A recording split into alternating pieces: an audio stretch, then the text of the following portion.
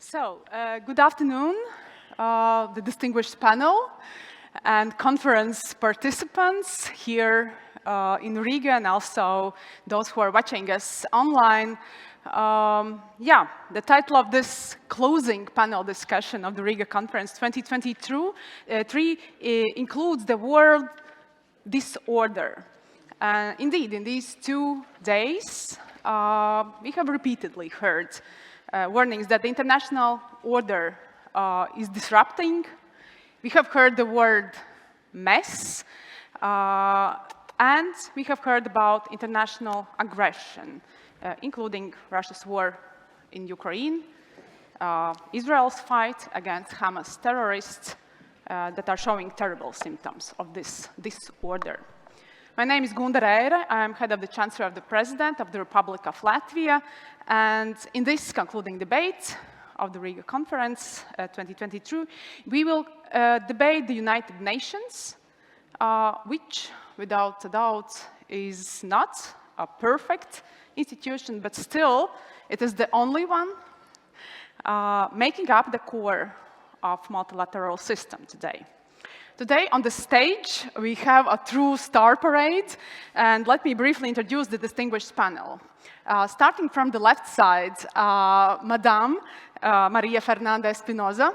Hello, we are truly honored to have you here today in Riga. She is former Minister of Foreign Affairs of Ecuador, and which is also very important in light of today's discussion, 73rd President of the United Nations General Assembly.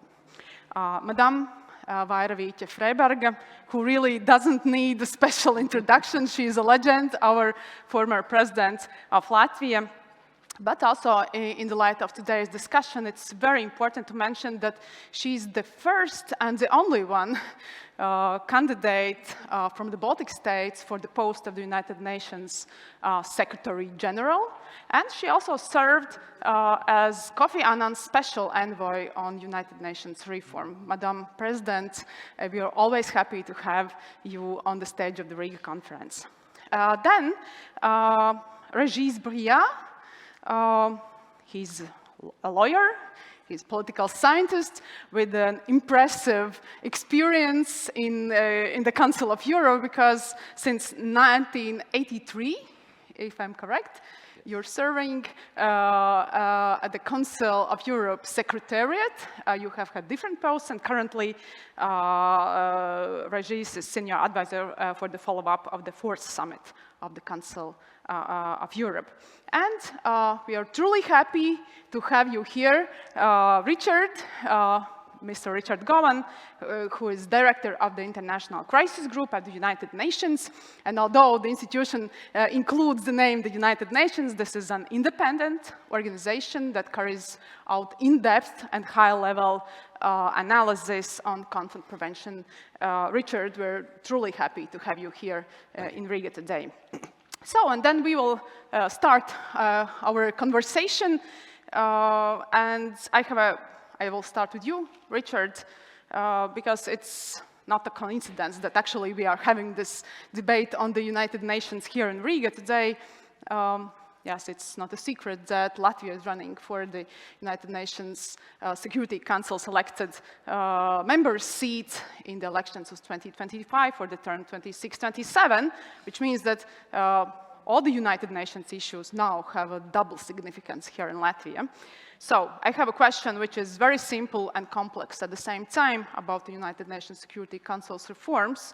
And can we ever expect meaningful UN Security Council reform? Or, as it sometimes seems, it has become a repetitive, doomed ritual. Do you see the lights in the end of this dark tunnel? Gosh.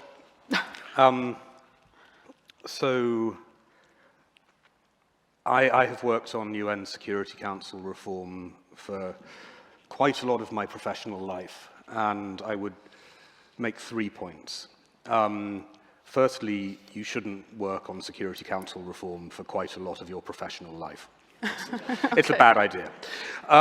Secondly, I do think that the demand for changes to the Security Council is greater than at any time I can recall in the last 20 years. And there are two reasons for that. The first is obviously that the Council, as it is currently set up, has profoundly failed the people of Ukraine, but not just the people of Ukraine. Even in the last couple of years, we've seen the Council fail the people of Ethiopia, the people of Sudan, the people of Myanmar. The Council is performing very poorly, frankly, on many fronts. And then also global power dynamics are shifting, and countries such as Brazil, but I think especially India, are no longer willing to put up with a UN system in which they are denied what they believe is their right to be permanent members of the Security Council. So for these reasons, we do see a huge amount of pressure for reform. Sadly, the third point I would make is that pressure for reform doesn't necessarily mean you get reform. And the last time I recall this sort of discussion was between about 2003 and 2005, after the Iraq War. There was a great deal of pressure for reform at that time too, but it faded away without getting any results. I worry that although the Biden administration has said that it wants to see Security Council reform, there are other players, most notably China, that are very deeply opposed to changing the council that we have. China does not want, for example, to have India sitting with it as a permanent member. And so any discussion of reform is going to be incredibly difficult. I do, however, think that if President Biden gets a second term, he may invest more in this issue. Members of his administration have become, I think, pretty convinced that the Security Council, as it currently exists, is not fit for purpose. I don't think that President Trump, if he gets a second term, would invest in the issue. But maybe if we get Biden 2.0, you will see a push for reform maybe 2 or 3 years from now, led by the US. And I would end by saying that I think the US is still the only power that can actually use its diplomatic muscle to make Security Council reform even faintly possible. All right, but if President Biden doesn't get 0.2 opportunity, then? Well, then I think we're stuck with a council that is likely to become increasingly marginal to international politics without reform. And, you know, you can see that for a country like India now, if it's not going to get a permanent seat in the council, then it is going to invest instead in the G20, it's going to invest in the Quad, sort of naval cooperation with the US and others. These aspiring powers will move their focus away from the UN. Now, all that said, I do think that we should remember that the Council has failed many people, but the Council is also still crucial to a lot of people around the world. Just remember who is left in Afghanistan, looking after the millions of Afghans who are impoverished and would otherwise become refugees. It's the UN, with a mandate from the Security Council. Who is on the front line in Lebanon, trying to avoid an escalation between Hezbollah and Israel? It is UN peacekeepers, including, I think, some Latvian UN peacekeepers. The UN has many weaknesses, but it is also still doing important work in many places, and so I'm very glad that you are running to be on this council, because even if it is imperfect, and by the way, it's not going to get reformed by 2027, even if it is imperfect, it is still useful. But I think over the longer term, this question of reform is only going to gain more resonance. Thank you, Richard. Now I have a question to you, Madame Espinosa. Richard said that the Security Council fails in many issues in regard to many conflicts. Recent Liechtenstein's veto initiative, ACT group's initiatives, or if you look back to 2022 General Assembly's resolution on Ukraine on 2nd of March, there are hopes in the air that actually maybe the solution can be sought by refocusing the whole debate from the Security Council's reform to empowering the General Assembly of the United Nations. Well, how would you describe the role of the General Assembly in this regard? Well, thank you very much, and I really want to say thank you. I'm very happy to be here. Thank you to the organizers. Thank you to the Nizami Ganjavi International Center.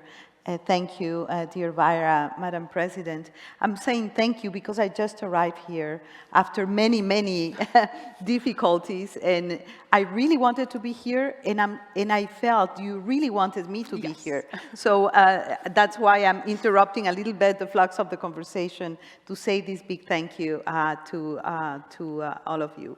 Responding to your question, I think that, you know, when I was president of the General Assembly, I traveled the world and met with young people, with heads of state and government, with the Pope, with the religious leaders. And everybody would tell me, why is the UN, you know, not delivering on X or Y, etc. In my response to them is that, first of all, the UN is not only the Security Council. As Richard said, you know, and rightly so, that the Security Council does things that sometimes do not make headlines, but prevent conflict, respond to existing conflicts, you know, takes decisions that are important for the peace and security of this world. And the headlines we see usually is when the Security Council does fail and does not respond on time. The second issue is that they are the main bodies of the UN, the Security Council, the ECOSOC, the Economic and Social Council, and the General Assembly, which is this, I see the General Assembly as this big and wide parliament of nations, where everybody is equal, and where every state, every member state has the same button to speak, the same button to vote, and the same seat regardless of GDP or square kilometers, etc. In that, I think it's a big advantage because it allows for the smaller countries, for the voiceless, for everybody to have a voice, a say, an opinion, and a decision in this big parliament, this G193, as I used to call it. And I think that when we think about the UN, we have to think as the UN as a system, as an ecosystem, where we need a better balance of power between the principal organs, the very important role of the ICJ, the International Court of Justice, for example, to rethink the Trusteeship Council because it doesn't serve the purpose for which it was created. So there is a rethinking that needs to happen. Of course, I cannot be impartial on this, but I think that the General Assembly has taken a stand in very difficult moments of humanity. We have to recall, for example, that for several months, the Security Council wasn't able to agree on a resolution on COVID. And it was the General Assembly, you know, taking over, pushing the agenda on a quick response, swift response from WHO and from the international community. During the invasion to Ukraine, again, it was the General Assembly that took the leadership. We have already, the Liechtenstein resolution was an incredible, I would say, landmark in bringing the General Assembly to the fore on difficult situations. But there is also the Uniting for Peace resolution that basically requests the General Assembly to take decisions and provide opinions and guidance on situations of peace and security when the Security Council is unable to deliver. So I think that when we, you know, start thinking about a profound reform of the system, of the United Nations ecosystem, I think we need to have a holistic approach to the reform. We have witnessed 20 years of history in all efforts to reform the Security Council. It's about 20 years, and the IJN, the intergovernmental negotiating space for that, has been working for more than a decade. And I agree with Richard that the leadership, especially of the P5, the willingness of the P5 is extremely important. And we have heard, voices of hope also on that front. So not only the United States, but also France and the UK. Many members have said, yes, we think we need to improve the way we deliver. And the other comment I wanted to make is that it's not only about the composition and enlarging the composition of the Security Council, it's about improving the working methods of the Security Council. It is about making this body more responsive, more effective, more accountable, and I think, well, this reflection is also valid for the other main organs of the organization. And, well, perhaps in a second round, I would like to talk about the importance of the UN Charter in all of this. But thank you, Onofre. Yes, thank you. You mentioned the balance of power and the necessity to look at the United Nations as a system. But currently, actually, we can observe high-level polarization between the developed and developing world, or as we like to call it, the global south nowadays. How to bridge this polarization to achieve this system view and, well, peaceful cooperation within the system? Well, I think that we are experiencing, very difficult times. It's not a secret for any of us. And I think that, we need today more than ever what I call good diplomacy. A multilateral system that is able to factor in and bring in dissent, that can really speak in good faith. Because in the multilateral world, and I have been part of that for more than 2 decades, 25 plus years, it's not about agreeing on things, it's about trust, and it is about discussing, negotiating in good faith. And unfortunately, we see a breach of trust in the so-called Global South, which is it's a very diverse and non-monolithic entity, but let's say the developing countries world. And because they feel, and I come from Latin America, they feel that their needs, that their aspirations, that their pains are not taken into consideration enough. And very specifically on issues such as climate finance, such as financing for development, such as, an issue that affects us all, such as migration and the responses to an orderly and safe migration, for example.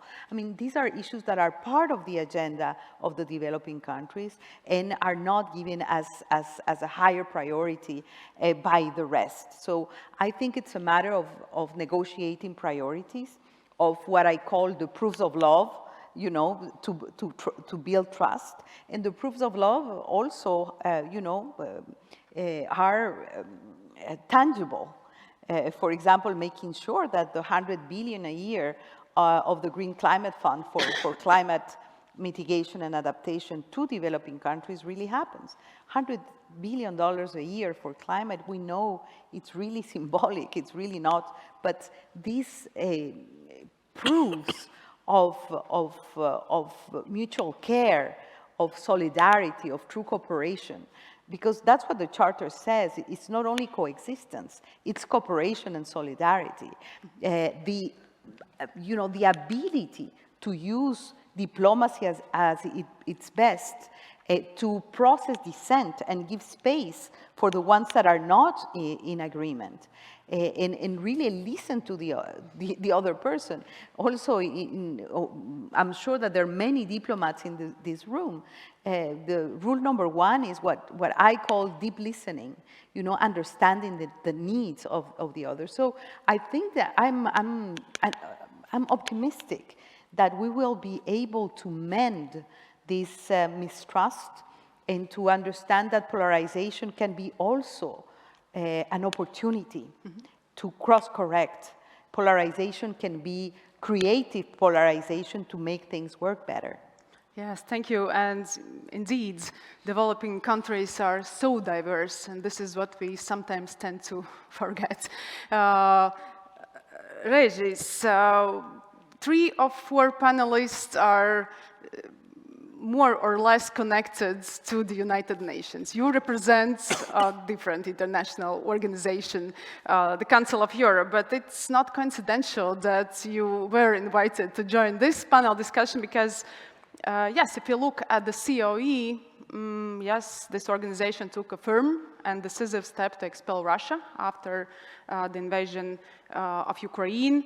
Also during the Latvian presidency, which will last a month. An important step forward is the launch of the Register of Damages.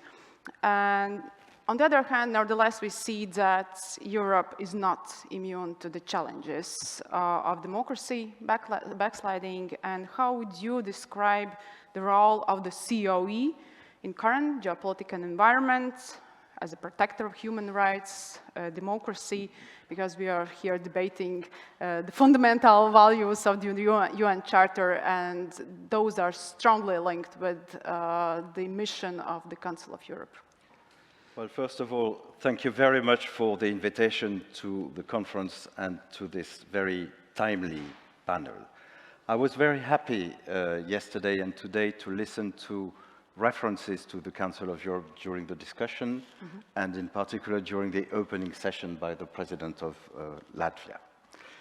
My first point is that the UN and the Council of Europe were established in response to the Second World War, and they were intended to prevent a resurgence of the causes of that war, and thus its repetition. However, today, we see events that are challenging this project.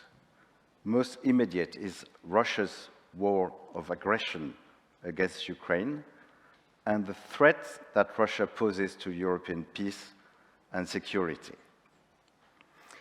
There are also challenges concerning democratic security, democratic backsliding, including in some of the Council of Europe member states.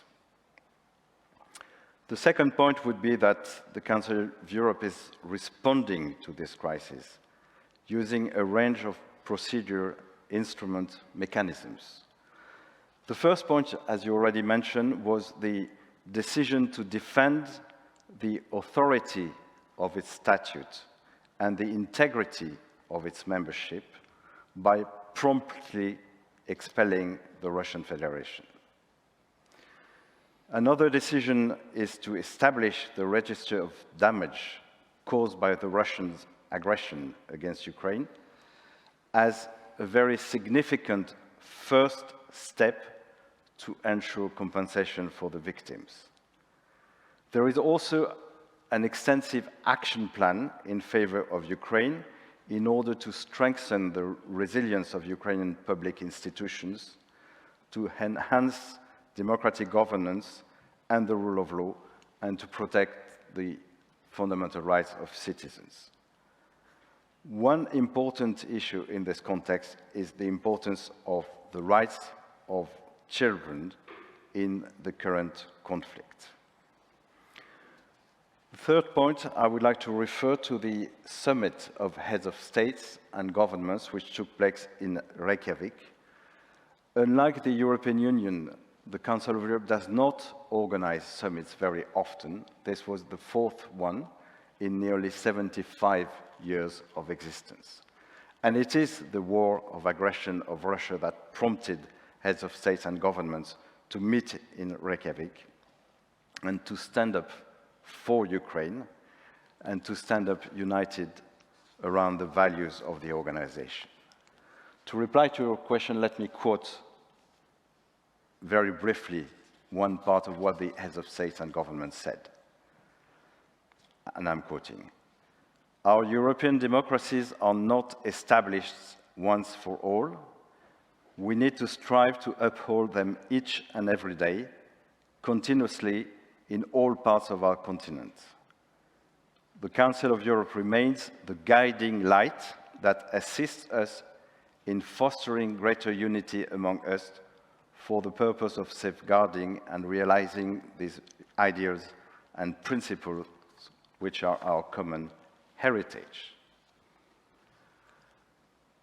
They also, the heads of state and government, adopt the Reykjavik Principles for Democracy, which will serve as guidelines for all our member states.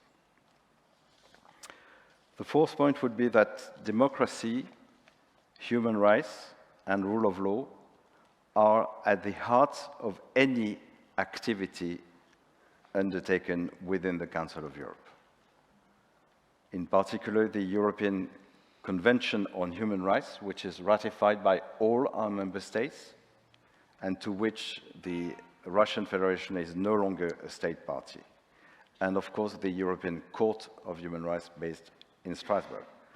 But also the Parliamentary Assembly, the Commissioner for Human Rights, the Venice Commission on Democracy through Law, Greco, our anti-corruption monitoring body, and many others, including, for example, the Congress on Local and Regional Authorities.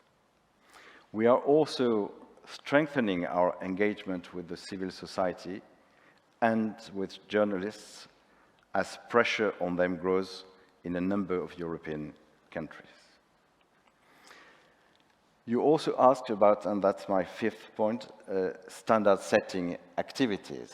The heads of states and governments decided that the Council of Europe would prioritize a couple of activities in order to draft legal instruments as a response to current challenges.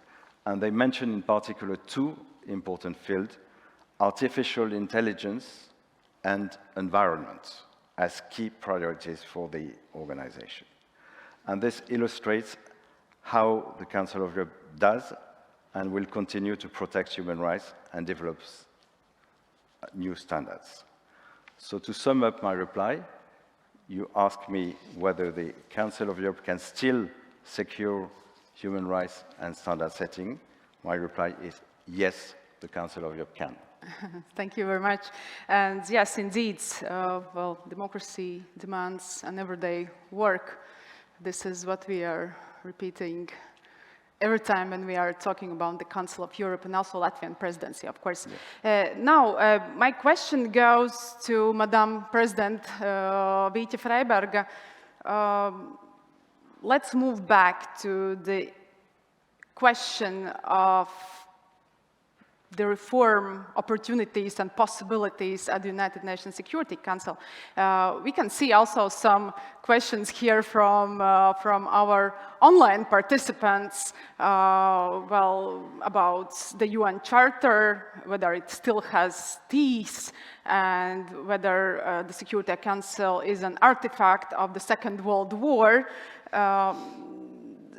Serving as a Kofi Annan special envoy on UN reform, you have been very closely related to that process. But if you look back at 2005, and now we are in 2023, actually what we can observe, we are juggling with the same reform proposals, slightly amended or changed, but still the same. How would you compare those times and what we are talking about today? I will ask almost the same question as to Richard. Do you see the light in the end of this tunnel? Are there future for UN reforms? Madam Chairman, ladies and gentlemen, I hate to be honest about answering you. But my optimism is not nearly as acute as my friend Maria Fernandez or my fellow panelists. Looking at what is happening in the world today, I do feel rather discouraged about the ability of the United Nations to answer to all the hopes and expectations and duties that have been entrusted to it by all the countries that belong to it. May I just, in a brief way, outline the parts of its existence and its structure that have a positive side, in fact, that are irreplaceable. If we didn't have the United Nations, we surely would have to create them. They were born after the horrors of the Second World War, and after the failure, or the abysmal failure, of the League of Nations to prevent the happening of the Second World War. And one of the first tasks it had was to somehow establish some sort of peace that would, at least at the global level, keep conflicts, if you like, to the smallest possible size.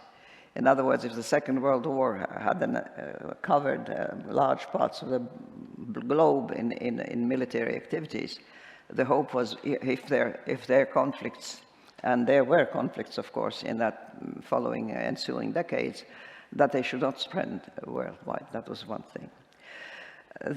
One of the irreplaceable aspects was that every country in the world that at the time exists and is a sovereign nation has a place at the General Assembly. And that means that every nation that is represented has its existence and its rights to exist as a nation affirmed by the very fact of its flag flying on the flagpoles that are in front of the UN building in New York. But you see, right from the beginning of its creation, I, as a child of political refugees who fled the Soviet occupation and indeed annexation of Latvia, which lasted for much of my personal lifetime, periodically, when as a Canadian citizen I would go to, on various reasons, go to New York, looking at those flagpoles, I said to myself that the United Nations represent the lucky nations that are part of it and that at least have a voice and whose existence is recognized and accepted by the rest of the world. But my native country is not there.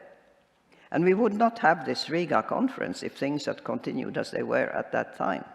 There would be no free Latvia. And there would be certainly no opportunity for a place like Latvia to organize such a conference. And when I, still as a Canadian citizen, saw the Latvian flag and the Estonian and the Lithuanian one being raised in front of the United Nations, I felt that we had finally been vindicated, that our people and all what they had experienced in the Second World War and in the aftermath were finally vindicated and accepted as nations and the right to exist as nations. And only nations that have had that right taken away from them or have not yet managed to acquire it can understand how truly, truly important that is. And that is, of course, this is why I think Latvia still very strongly supports trying to save what is possible to save from the functioning of the United Nations and is putting forth its candidacy to the Security Council for all the things that, in fact, I certainly personally can, as a citizen, have to say against it. The second part that is irreplaceable are the subsidiary bodies that were created. The arms of activity that are under the UN sort of oversee, there's really not a question of oversight, simply created as subsidiary bodies. And that's the World Health Organization, that is UNESCO, and that is the bodies that, UNRWA, for instance. I, as a child, probably survived because in our refugee camps in Germany, where the Latvian, all the Eastern European refugees who had fled the communist regimes, and in our case, the annexation of our country, they were put in camps and put under the care of the IRO ultimately, but first by the UNRWA, the United Nations Refugee Relief, I think, Association. We were fed by them, in my case, from 1945 to 1949.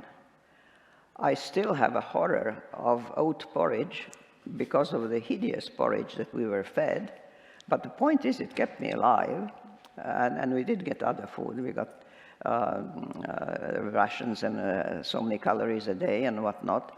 And we know that today, this very moment, there is a discussion going on about UNRWA and what it does or has not done for the Palestinian refugees. But I, as a former child refugee, I can tell you that having even a horrible porridge and not having anything at all, it can be a life and death matter. The existence of such bodies cannot be overestimated. It is truly, truly crucial. The representativity and the means of action of the United Nations, of course, this is where I think it starts breaking down.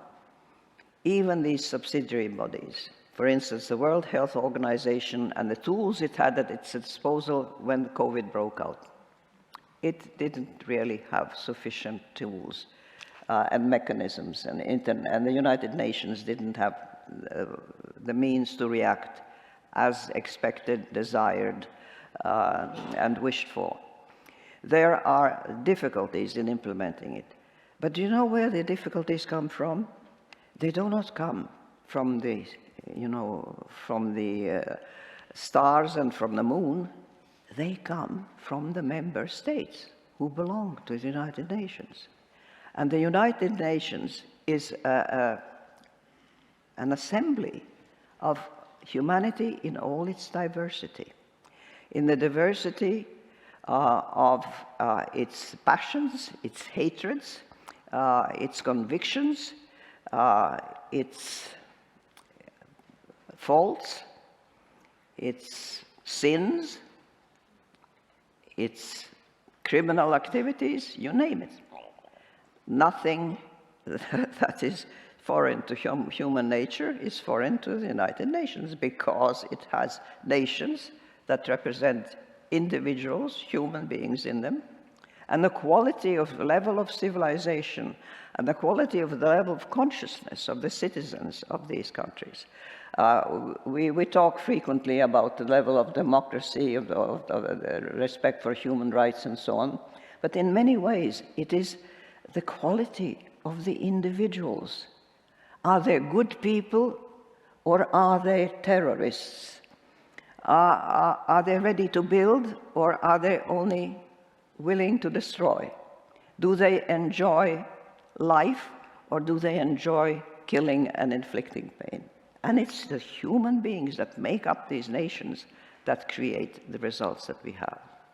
And so that when we look at what is happening in the world, I think we have to think of it.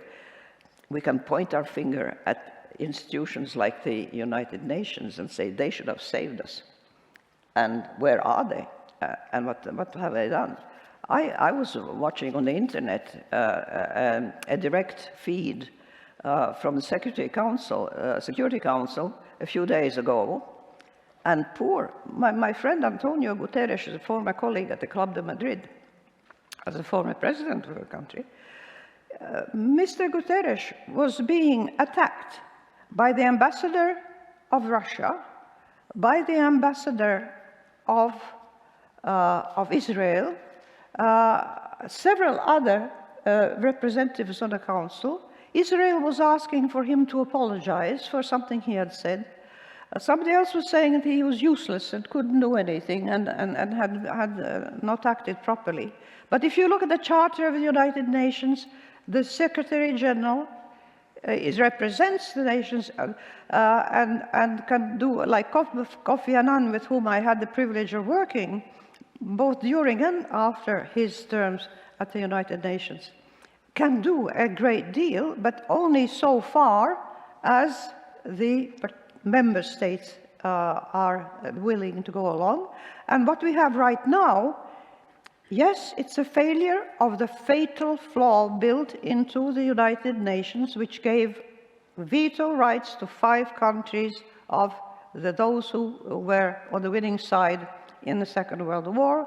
This is obsolete, this is illogical, this is unjust, it is an anachronism, it is persisting and blocking the Council from having any kind of ability to change the world truly in a significant way, only by some declarations that, of course, have their value. But in terms of intervention, frankly, it is a paralyzing institution. And for that reason, we see today a member of those Security Council 5 privileged nations with a veto power actually attacking a neighboring country and denying its right to existence, wishing to tear its flag, Ukraine, down from those masts in front of the building in the United Nations, saying you do not exist as a nation. You do not have a historical right to exist. You do not have a language. You don't have a culture. It's the sort of thing that colonizers and oppressors have said over centuries. My ancestors were also told this by the Crusaders when they came and invaded my country, and that's way back in the Middle Ages.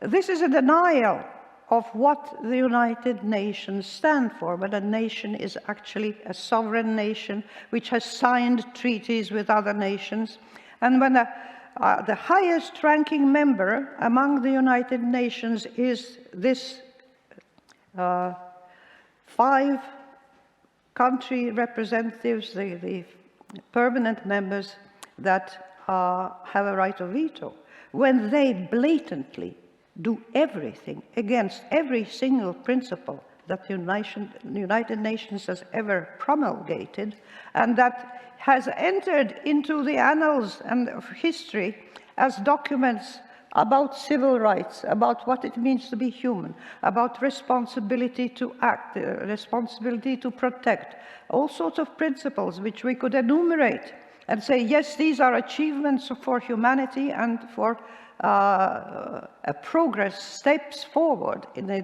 evolution of humanity.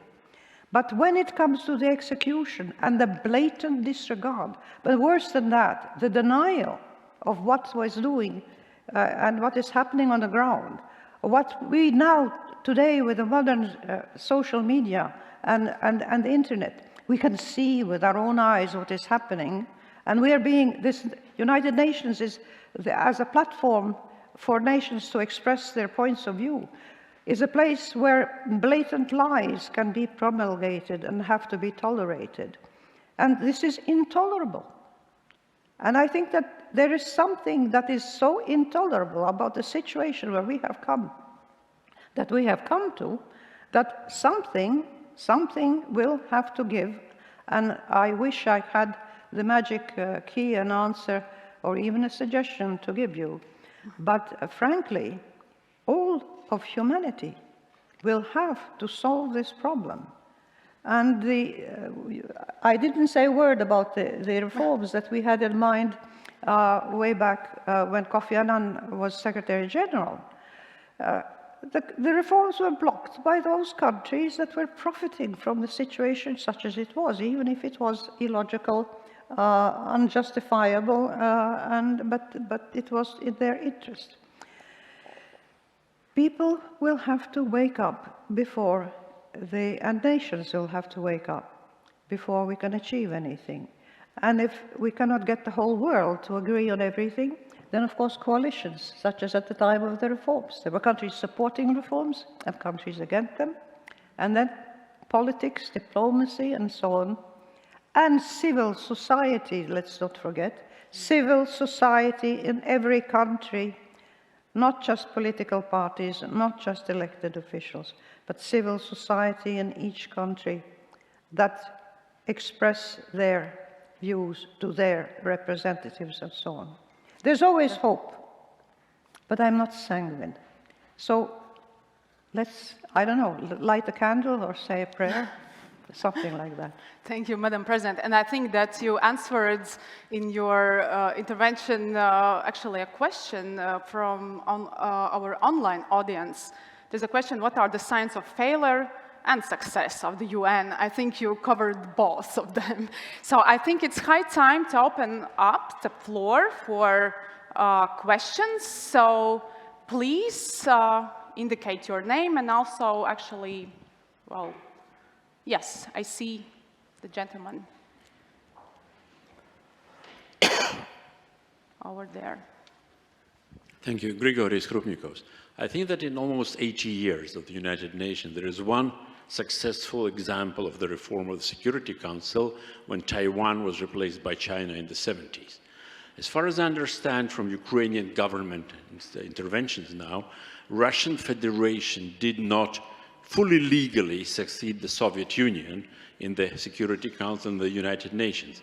Is there an opening which can be used purely legally? At the end of the day, Al Capone was got on tax evasion, not on murder. Thank you. So, who would like to answer this question about... Well, I would say immediately that it's logically, yes. Russia is not synonymous with the Soviet Union, and it should never have been automatically accepted as a veto-bearing power, frankly. Richard, your opinion? So I hate to say it, that although morally I think you are right, smarter people than me who have looked through the process of the dissolution of the USSR have concluded that actually Russia's claim to be the continuing state is relatively strong.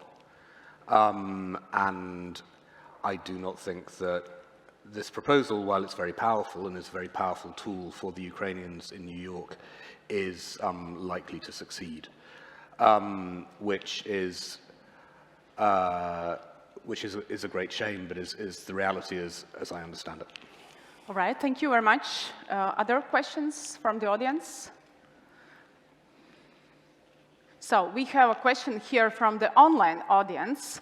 Well, an interesting one. There used to be discussion of a two-speed Europe. Can there be a two-speed United Nations? Slow and not moving at all. Madame Espinosa? There are numerous United Nations. When the question the simple question of doing an audit of ongoing projects run by the United Nations and seeing whether their mandate had been fulfilled, such as voted by the General Assembly, how long had they lasted, how much had they cost, and what were the results, and had they accomplished what they were meant to do, or were they still in the process, and simply do an audit, an evaluation.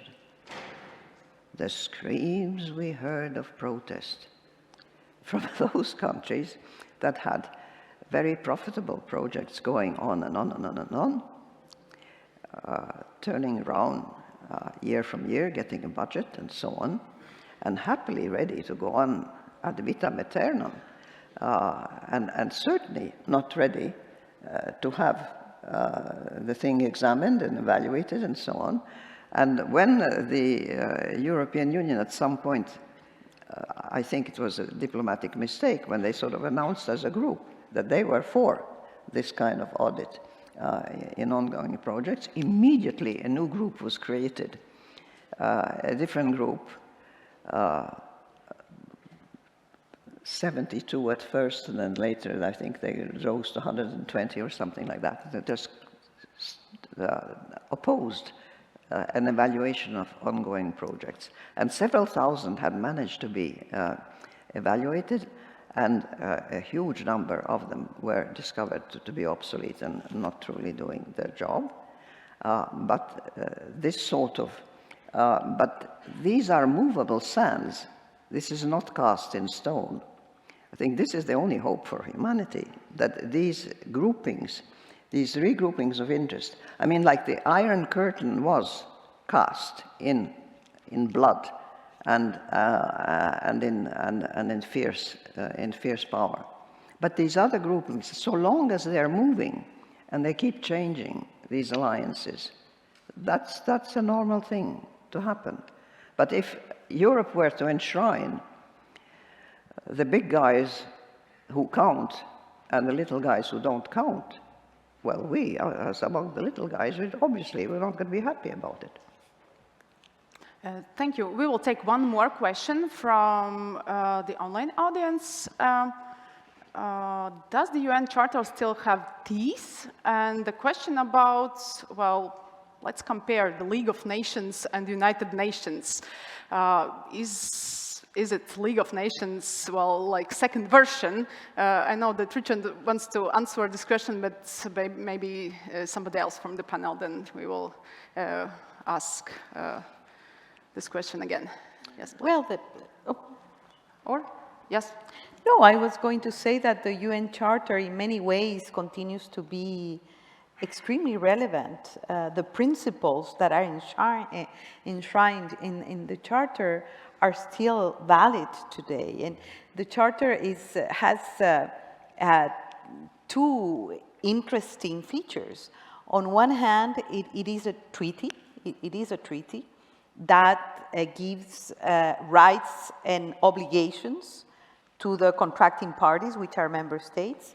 When the Charter was signed, only 51 countries signed. And today we have a community of 193, including Latvia, that became a member when it acquired independence in 1991, for example. And of course, we have a different reality altogether. You know, we went from a post-Cold War scenario to a very, I would say, dynamic configuration of multipolarity with emerging powers. Multipolarity is more unpredictable, volatile, and I think that these new configurations of power need, in a way or another, but need to be reflected in the way we do multilateralism. And multilateralism is not only the UN, but in spite of that, I said it is both a treaty, but it's a sort of a world constitution that we have subscribed to. And the principles of the UN Charter remain valid today to speak about sovereign equality of states, because all states should be equal under international law. The peaceful settlement of disputes. It's not that we are, complying with the principles, but the principles are out there. The non-interference on internal affairs, for example, the concept of collective security that is part of the Charter, the issue of disarmament, that's still one of the, I would say, the challenges that humanity faces, the human rights, because we tend to think that the Charter is built in three pillars that are equally important: the peace and security pillar, the human rights pillar, and the development pillar that is so critical for the developing world, for example. The issue of the rule of law, good faith, and negotiations in good faith. All these principles are so valid and so important today as they were almost 80 years ago. It doesn't mean the UN is a human creation. It doesn't mean that, the Charter is untouchable, that, the realities are different, the geopolitical and geoeconomic scenarios are different, the needs of humanity and the challenges are different. There is no climate change in the UN Charter of 80 years ago, for example. There is no new technologies and artificial intelligence in the Charter. There are no pandemics in the Charter. So I think that we shouldn't be afraid of saying, perhaps we should, revisit the Charter. And that there is I've never seen, a very vibrant civil society working on a potential application and use of Article 109, which calls for a review conference of the Charter. I'm saying, why not, if humanity, the world, societies, and governments are ready to build a system that is more fit for purpose. And again here, the caveat is we should not only wait to call for Article 109 and build a new Charter. We can also, the two-speed thing, we can reform and improve the way the UN delivers. The UN, the way the work of the UN is more accountable, There is more ownership on the decisions we make. When I was president of the General Assembly, we approved 380 plus resolutions in 1 year. And if you ask me where, the resolutions were implemented, did they improve the lives of people on the ground? We don't know. And I think this issue of looking at the implementation deficit of actions and decisions of the UN, the issue of social ownership and greater literacy on multilateralism to the people, that the voters of the world, is extremely needed. When we prepare for the Summit of the Future in 2024 and look at the reform containing the Our Common Agenda report of the Secretary General, these are very interesting raw material where we need to be strategic and establish priorities and look at the speeds and how profound reforms have to be. But I think that there is an ongoing conversation that is interesting, that has to reach societies, not only governments, and that we need to unpack this complexity and really commit, because if we improve the organization that was established 80 years ago, it is a responsibility of all of us, of humanity. It's our organization. My response to when people criticize the UN for not doing, I tell them, the UN is not a robot, a self-operating machine. We are the UN in a way, and that's why we are here. Yes, but the only trick to amend the charter is to get 2/3 majority, then the ratification by 2/3 majority, including the five. Yes, the P5. Including the non-veto of the five. Yes, it's not an easy task. Yes, Richard? I just quickly wanted to respond to the second half of the question. Is this the League of Nations 2.0? I think this is a really interesting fundamental point. In the 1930s, the revisionist powers, Italy, Germany, Japan, and eventually the USSR, walked out of the League of Nations or took actions that resulted in their expulsion. The powers that wanted to change the system walked out of the multilateral body. Today, we have two major revisionist powers. Russia is sticking in the system, and China is trying to take over the system. China has invested a huge amount in the UN over the last 10 or 15 years, and it really is, in some areas, starting to challenge the US as a peer competitor, as a leader of the UN. So this is a fundamentally different situation to the 1930s. We have a revisionist power that is trying to take the existing world order and reshape it in its own image, rather than walking away from it. And that actually is why, however irritating the UN is, and believe me, I work on it, I get very irritated, we have to be in the room. Because if we're not in the room, if we're not in the Security Council, if we're not in all these tedious development committees, who is going to be setting the agenda? It will be Beijing and its sidekick, Russia. So that is why countries like Latvia have to step up and they have to be in the UN system, because otherwise our opponents geopolitically are going to be writing the rules of the international game. And in the end of the day, if you don't turn up, you don't win the game. Thank you, Richard. We'll quote you in our campaign. Yes, please. Yeah, if I may, seen from the Council of Europe as a regional organization that has links with the UN in its functional operation, I think the principles, the values which are enshrined in both the Charter and the Statute of the Council of Europe are still valid today and are still the basis of our action. Obviously, there are new challenges that could be tackled by adding new human rights, by working on new challenges, but the basic principles remain. And I want to insist that in its everyday work, the Council of Europe pays great attention to what the UN is doing, and there are many examples of working together on issues. I'd just like to mention the Sustainable Development Goals, which are part taken into consideration in our work, and the Council of Europe is contributing to the implementation of these goals. Thank you very much. And yes, unfortunately, our time is over in this panel discussion.